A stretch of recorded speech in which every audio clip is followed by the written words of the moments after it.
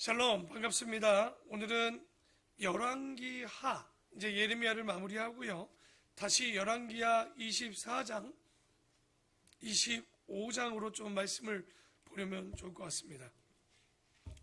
열왕기하 24장에서 25장, 그리고 오늘 예레미야 애가를 좀 보려고 하는데요. 우리가 PPT 한 장을 먼저 보고 우리가 한번 말씀을 좀 한번 정리해 보려고 합니다. 열왕기하 24장입니다. PPT 한번 넘겨주시면 감사하겠습니다. 오늘 보면 우리가 열왕기하 24장과 25장의 이야기는요, 열왕기하 어떻게 보면 예레미야가 있죠. 예레미야 52장의 내용과 거의 유사합니다. 먼저는 유다의 멸망과 예루살렘의 함락에 대한 이야기가 나오게 되는데요. 우리가 이것만 좀 정리하고 예레미야 애가를 좀 보려고 합니다. 제1차 포로는 우리가 잘 알듯이 BC 606년 여호야김 왕 때 바벨론 왕 느부갓네살이 다니엘과 사드락, 메삭, 아벳느고 그 친구들을 잡아가게 됩니다. 24장 1절에 이렇게 되어 있습니다. 여호야김 시대의 바벨론의 왕 느부갓네살이 올라오매 여호야김이 3년간 섬기다가 돌아서 그를 배반하였더니 라고 나옵니다. 여기 여호야김이 느부갓네살과의 언약을 맺었음에도 불구하고 애굽을 쫓아 배반하다가 그 바벨론 왕 3년을 섬기다 배반함을 통해서 어떻게 되느냐, 이때 이제 여호야김이 이제 10년 정도 지난 뒤에 죽게 되고요. 그리고 여호야긴이 왕이 되게 됩니다. 그게 이제 BC 597년이었는데요. 여호야긴이 왕이 될 때는요, 18살의 왕이 되었습니다. 어떻게 보면 고등학생이 왕이 되온 건데 3개월 만에 다시 느부갓네살이 올라와서 여호야긴과 그 왕과 에스겔 등을 잡아갑니다. 그때 다시 시드기야를 왕으로 느부갓네살이 세우게 되는데요. 그때 시드기야의 나이가 21살 때쯤 된 것으로 알고 있습니다. 그래서 시드기야도 바벨론을, 근데 문제는 배반하게 됩니다. 그래서 첫 번째 포로를 에워싸임을 당한 게 언제냐, 시드기야 9년 10월 10일에 에워싸임을 당하는데 그게 25장 1절에서 7절까지의 내용으로 좀 나오게 됩니다. 그리고 나서 제3차 포로로 끌려가는 게 언제냐, 이제 BC 586년에 시드기야 왕 11년 4월 9일에 이제 잡혀가게 됩니다. 이때가 느부갓네살은요 19년 5월 7일 정도, 그래서 우리가 잘 알지만 성전이 BC 586년 5월 7일에서 5월 10일까지 느부갓네살에 의해서 불타서 함락시키고 또 그 왕자들을 시드기야 앞에서 죽이고 시드기야는 그 뒤에 두 눈이 뽑혀서 바벨론으로 끌려가게 됩니다.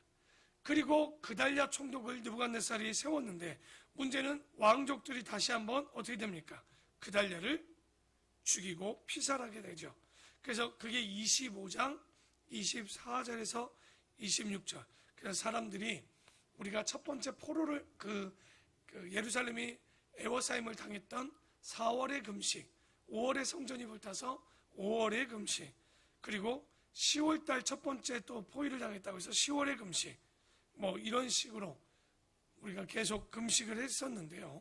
그래서 이런 식으로 이야기가 되고요. 다시 화면을 한번 바꿔주시면요. 아마도 열왕기하 24장, 25장까지는 화면 한번 바꿔주십시오. 화면이, 아니요. 저를 비춰주시면 됩니다. 네. 좀 더 예레미야 때 다시 한번 보여주시고요.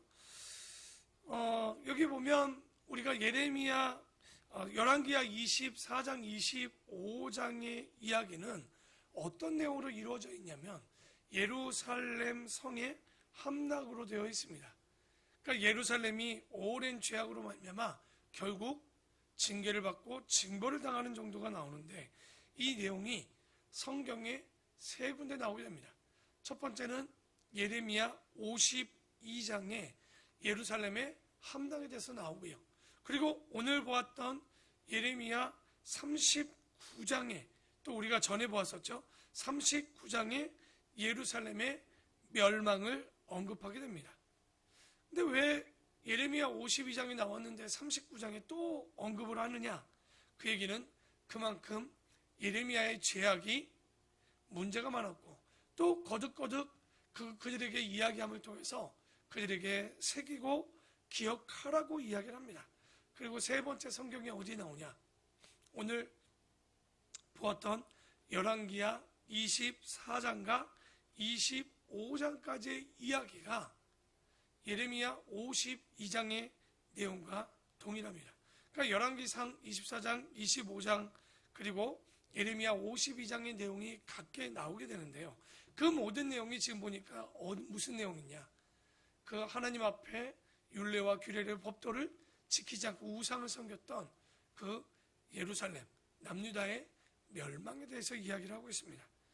그런데 아마 여기서 여러분이 조금 눈치를 채면 좋을 것 같은데 쉽지는 않을 겁니다. 잘 보십시오. 열왕기하서 24장, 25장의 내용이요. 예레미야 52장의 내용과 거의 똑같습니다. 여기서 좀 뭔가 좀 이상해지죠. 왜 똑같을까요?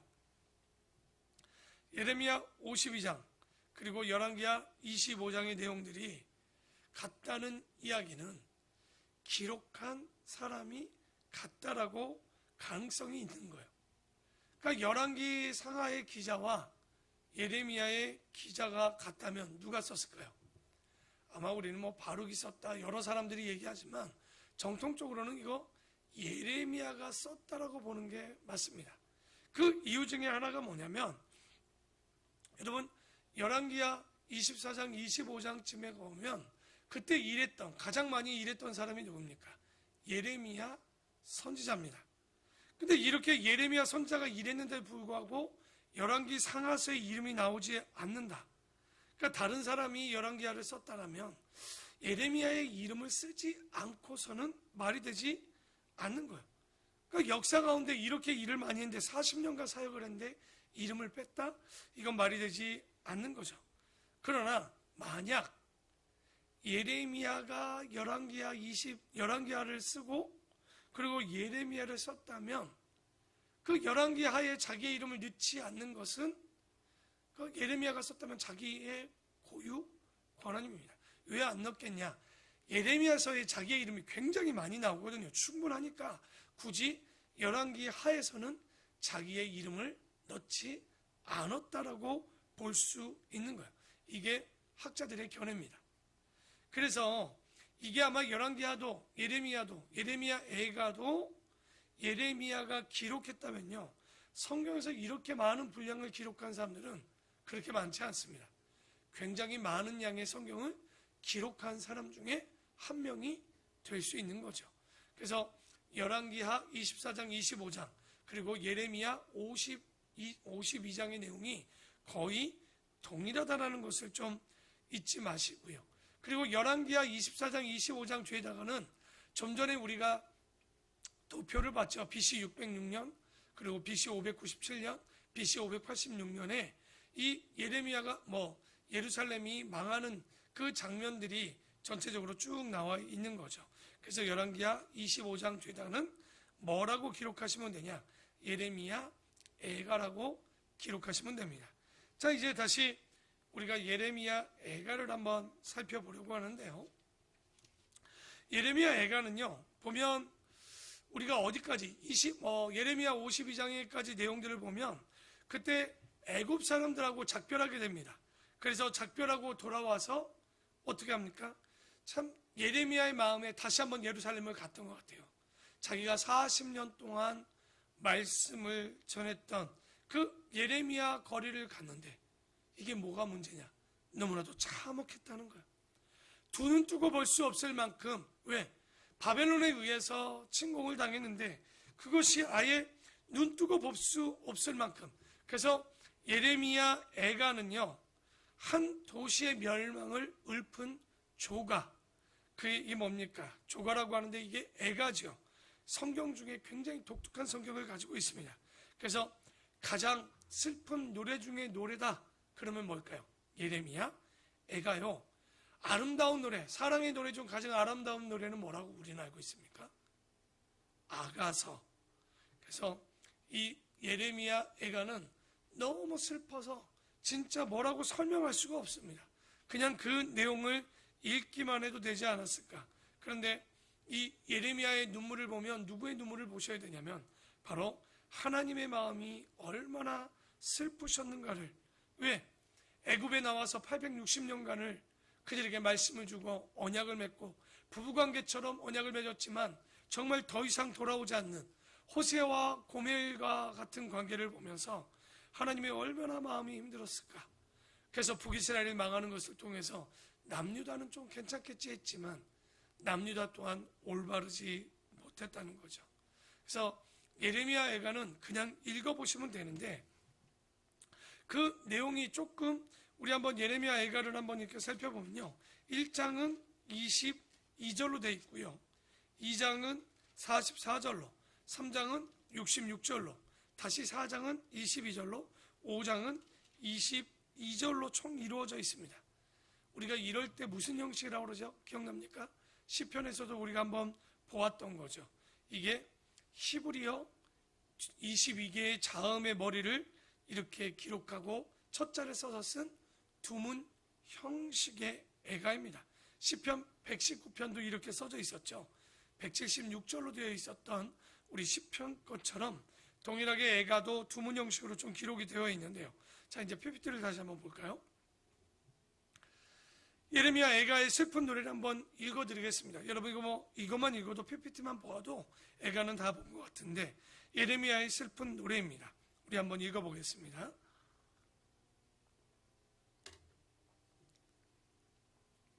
예루살렘이 함락되고 거룩한 솔로몬의 성전을 불에 타서 무너져 내렸다. 왕족과 귀족들, 대인들이 죽임을 당하거나 사로잡혀 가버렸다. 거리에서 장난하던 어린아이들이 대적들에게 죽임을 당하거나 사로잡혀 가버렸다. 거리에는 여전히 사륙자의 칼이 난무하고 집집에는 치우지 못한 시체들이 썩는 냄새가 눈과 코를 들 수가 없었다. 왜 그랬을까요?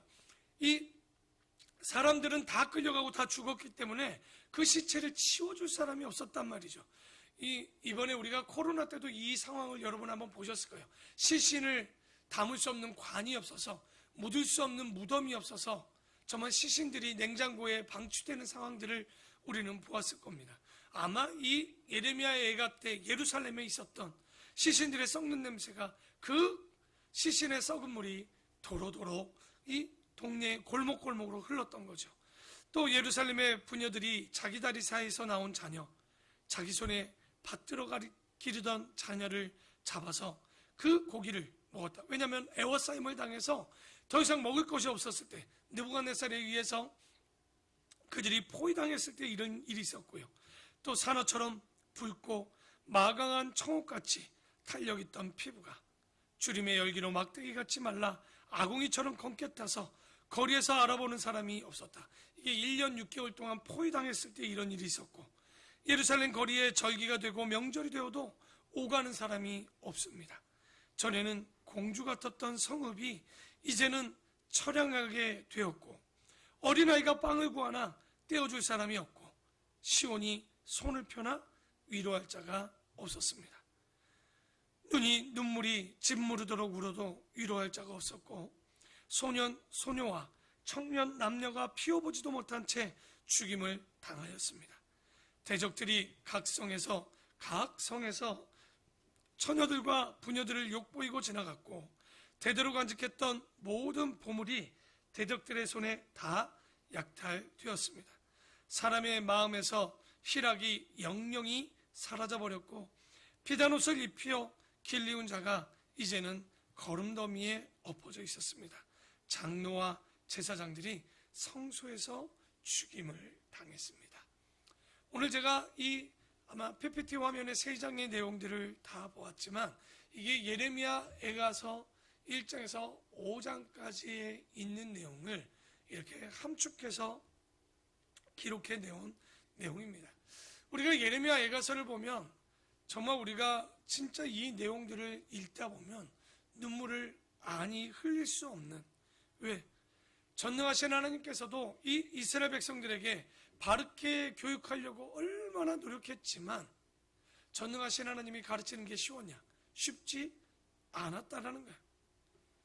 왜냐하면 우리가 지금으로부터 2500~600년 전에도 이스라엘 백성들은요, 이 전능하신 하나님 앞에서도 그분을 믿는 것이 아니라 알고 보면 다른 유혹하는 것이 없었음에도 불구하고, 우상 외에는 다른 것에 유혹이 없음에도 불구하고 그들은 정신을 차리지 못하고 하나님이 아닌 우상을 섬겼다면, 여러분 지금 이 시대에 하나님을 믿는 것은 어떨까요?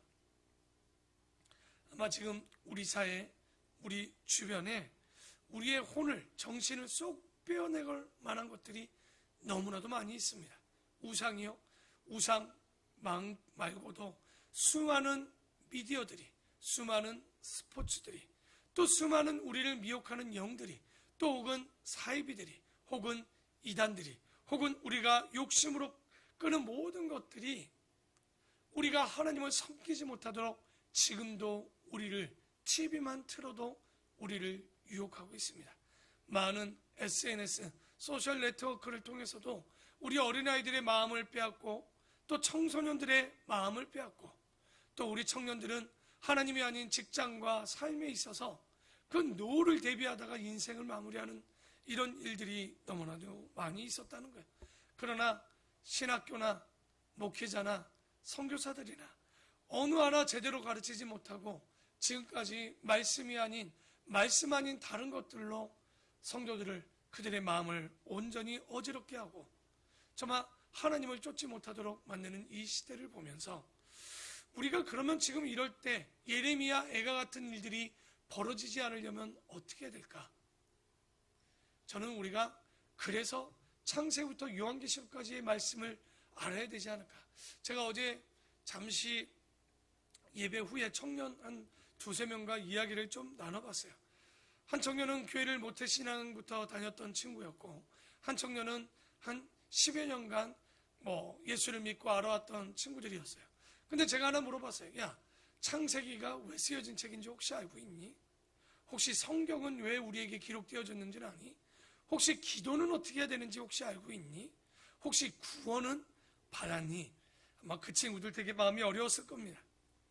그런데 제가 그 질문을 하면서 그 질문한 목적이 뭐였냐면, 우리가 교회를 40년, 50년 다녀도 하나님에 대해서 알지 못하면 하나님의 마음뿐만 아니라 그 길을 걷는 것도, 그 길을 분별하는 것도 어렵다는 것을 이야기하고 싶었어요.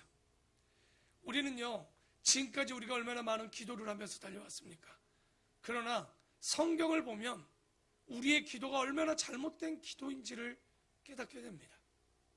정말 하나님의 마음을 한 번이라도 기억하며 기도했는지, 내 뜻, 내 마음, 내 환경이 아니라 하나님의 나라와 하나님의 의를 위해서 얼마나 우리가 기도를 했는지, 성경을 보면 볼수록 하나님의 고민에 비해서 우리는 너무나도 고민하지 않고 이 땅 신앙을 지켜가고 살아가고 있는 것은 아닌가. 이제 우리가 2021년 이 새벽을 통하여서 하나님의 말씀을 창세기부터 이제 예레미야, 애가까지 보았습니다. 이제 하나님께서 아담 이후로부터 창세기 이후로 하나님의 백성을 세우겠다고 출애굽기 19장 5~6절에 너희를 선택하고 내가 선교 민족으로 만들어서 믿지 않는 이방 나라의 다리가 되어주기를 소망했지만, 창세기 이후, 아담 이후 되지 않아 홍수로 다 진멸하고 노아로부터 다시 시작했지만, 노아 이후에도 세상에 악은 가득 차고 관영해왔고, 그래서 혹시 안 되어서 다시 한번 아브라함으로 시작했지만, 그 나라가 모세로 통해서 다시 한번 이루었지만, 우리가 잘 알듯이 사울 이후로, 왕을 달라고 한 이후로 마지막 남유다의 시드기야 왕까지 왔지만, 그 모든 일들은 되는 이야기가 아니라 되지 않는 이야기였다는 거예요. 우리가 왜 되지 않았을까를 생각해 보면, 다윗도 솔로몬도 온전히 그들이 하나님의 말씀을 배우지 못했다는 것. 그래서 우리가 올 한 해, 그리고 내년 초반까지 우리가 창세기부터 요한계시록까지 이 말씀들을 여러분 기억하십시오. 그리고 공부하셔야 됩니다. 그리고 기도하셔야 됩니다.